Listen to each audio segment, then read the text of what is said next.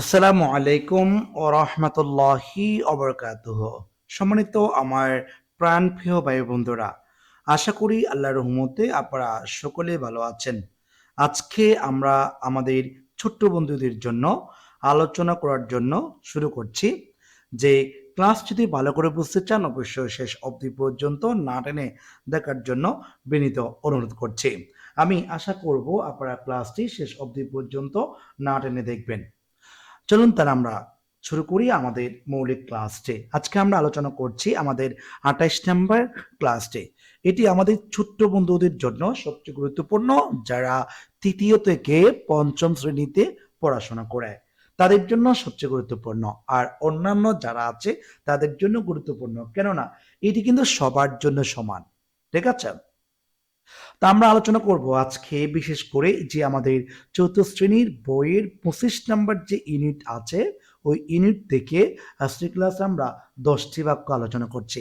এই 10টি বাক্যগুলো আপনারা যদি ভালো করে বুঝতে চান শেষ অবধি পর্যন্ত ক্লাসটি না টেনে আপনাকে দেখতে হবে। আচ্ছা, তাহলে আমরা এখানে দেখতে পাচ্ছি প্রথমত একটি বাক্য দেখতে পাচ্ছি, বাক্যটা হচ্ছে দেয়ার। ঠিক আছে, এই দেয়ার শব্দটি বা এই বাক্যটা আপনি কিভাবে পূরণ করবেন সেটি নির্ভর করবে আপনার এরপরের সাবজেক্টের উপর। অর্থাৎ দেয়ারের পরে যদি শূন্যস্থান থাকে, আপনি কি ইস বসাবেন নাকি আর বসাবেন নাকি এম বসাবেন, কি প্লোরাল বসাবেন কি সিঙ্গুলার বসাবেন, সেটি ডিপেন্ডস করবে বা সেটি আপনি নির্দিষ্ট করতে পারবেন পরবর্তী সাবজেক্টের উপর। এই পরবর্তী সাবজেক্টটি যদি প্লোরাল হয় আপনাকে এখানে ভার্বটি প্রয়োগ করতে হবে, আর পরবর্তী সাবজেক্টটি যদি সিঙ্গুলার হয় আপনাকে ভার্বটিও সিঙ্গুলার করতে হবে। যেহেতু বলেছে টু ফ্রক, ঠিক আছে, টু ফ্রক্স, দুটি ব্যাঙ, সেহেতু এটা প্লোরাল করেছে। তো যেহেতু প্লোরাল করেছে, আমরা টু বি ভার্বের 5টি শব্দ আছে, আমি এর আগে কয়েকটা ক্লাসের মধ্যে আপনাদেরকে বলেছি। সেটি কি, একটা হচ্ছে এম, আরেকটা হচ্ছে ইস, ঠিক আছে, আরেকটা হচ্ছে আর, আরেকটা হচ্ছে ওয়াস, আরেকটা হচ্ছে অয়ার। এখানে আরেকটা শব্দ আছে অয়ার। আমার কথা হচ্ছে এম ইজ আর এগুলো হচ্ছে প্রেজেন্ট টেন্সে, ওয়াস অয়ার এটি হচ্ছে পাস্ট টেন্সে। তো am is are was were যেগুলো আছে, am is are was were, অর্থাৎ এখানে যেহেতু ফ্রক্স যেহেতু প্লোরাল, সেক্ষেত্রে আমরা এখানে প্রেজেন্ট টেন্সের ক্ষেত্রে আমরা আর বসাবো, পাস্ট টেন্সের ক্ষেত্রে আমরা ওয়ার বসাবো। ঠিক আছে, আমরা হয়তো বিষয়টি আপনাদের বোঝাতে পেরেছি। এরপরে আমরা পরবর্তী যাচ্ছি বি নাম্বারটা। বি নাম্বারে একটা জিনিস মনে রাখবেন, যদি কখনো কোনো সময় এই শব্দটি পান, যেমন লেটস, এটা মূলত লেটস না, এটা হচ্ছে লেট আস। ঠিক আছে, লেট আস, এটার পূর্ণরূপ হচ্ছে লেটাস। যদি কখনো কোনো সময় লেটাস দিয়ে কোনো বাক্য পান বা লেটস পান, তাহলে কি করবেন জানেন, এর পরবর্তী যে শব্দটি বসাবেন এই শব্দটা অবশ্যই বি ওয়ান করবেন। অর্থাৎ এটার সাথে কখনো কোনো সময় আপনি কোনো কিছু করতে পারবেন না, অর্থাৎ বি ওয়ান চাইলেও করতে পারবেন না, বি টু চাইলেও করতে পারবেন না, সরি, এটা সবসময় আপনাকে বি ওয়ান করতে হবে। অর্থাৎ এই যে থ্রু করতে হবে বি ওয়ান, বি টু চাইলে করতে পারবেন না, বি থ্রি চাইলে করতে পারবেন না আপনি, আপনাকে এটা সর্বদা আপনাকে বি ওয়ান করতে হবে। এরপর আমরা সি নাম্বার দেখব। সি নাম্বার দেখতে পাচ্ছি এখানে সাবজেক্ট হচ্ছে আই, আয়ের পরে একটি এম আছে, ঠিক আছে, এম আছে। এরপরে যদি আপনি কখনো ভার্ব বসান, এর সাথে অবশ্যই আপনাকে কি করতে হবে জানেন, আইএনজি যোগ করতে হবে। কেননা আমরা যদি কি সাবজেক্টের পর এম এইচ আর হলে এরপরে ভার্বের সাথে আইএনজি যোগ করতে হয়। তার মানে এখানে আই এম কামিং হবে। ঠিক আছে, আই এম কামিং, আমরা বিষয়টি হয়তো বুঝতে পেরেছি। কেননা সাবজেক্টের পর যদি অ্যামিজার থাকে আপনাকে ভার্বের সাথে আইএনজি যোগ করতে হবে। এটি হচ্ছে আমাদের রাইট ফর্ম অফ ভার্বসের একটি নিয়ম। এরপরে আমরা পরবর্তী দেখছি, পরবর্তী আমরা দেখতে পাচ্ছি বি নাম্বারটা। বি নাম্বারে আমরা এখানে ডি নাম্বারে দেখতে পাচ্ছি সাবজেক্ট হচ্ছে হি, হি থার্ড পারসন সিঙ্গুলার। আচ্ছা, এখন সাবজেক্ট যদি থার্ড পারসন সিঙ্গুলার নাম্বার হয়, মূল ভার্বের শেষে আমাকে এস বা ইএস যোগ করতে হয়। আর যদি টু বি ভার্ব থাকে সেক্ষেত্রে আমাকে সর্বদা ইজ বসাতে হয়। যেহেতু হি থার্ড পারসন সিঙ্গুলার, সেহেতু আমরা কি বসাবো এখানে, একটা ইজ বসাবো। ঠিক আছে?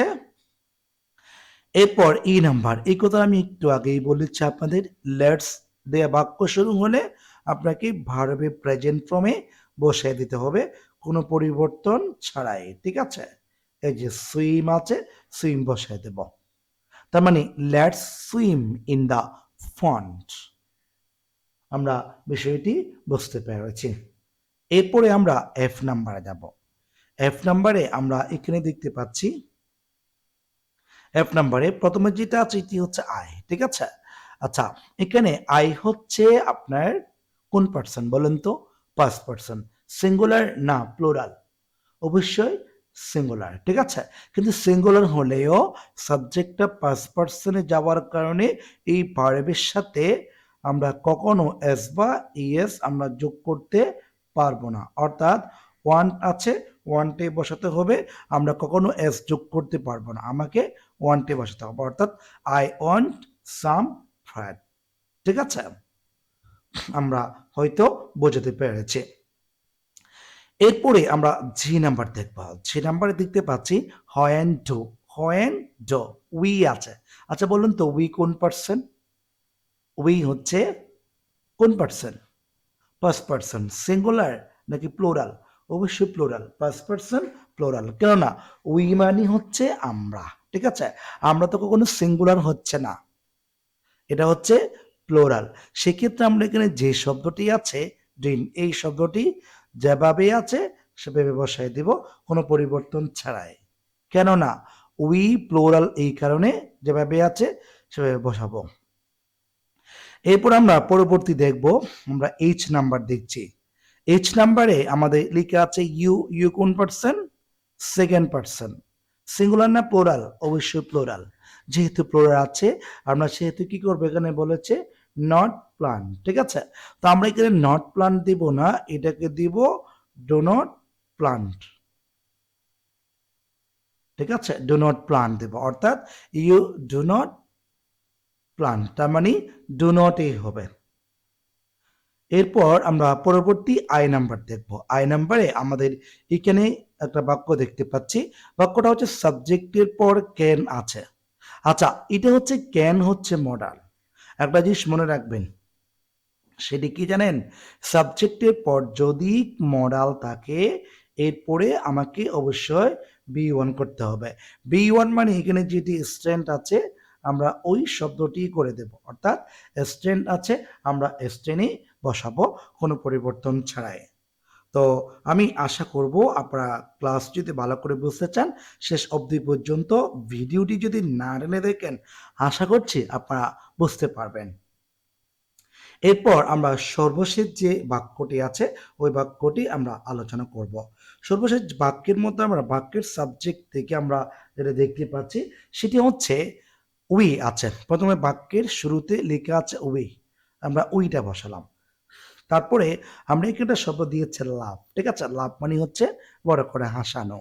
তো আমরা কি করতে পারি, ওই যেহেতু ফার্স্ট পার্সন প্লোরাল, সেক্ষেত্রে আমরা এখানে লাভ যে শব্দটা আছে ওই লাভ শব্দটা কোনো পরিবর্তন ছাড়া আমরা বসিয়ে দেব। ঠিক আছে? লাভ যেটা আছে আমরা সেভাবে করে বসিয়ে দিলাম কোনো পরিবর্তন ছাড়াই। কেননা আমার সাবজেক্টটি হচ্ছে প্লোরাল, এই জন্য। ঠিক আছে? আশা করি আমরা বুঝতে পেরেছি।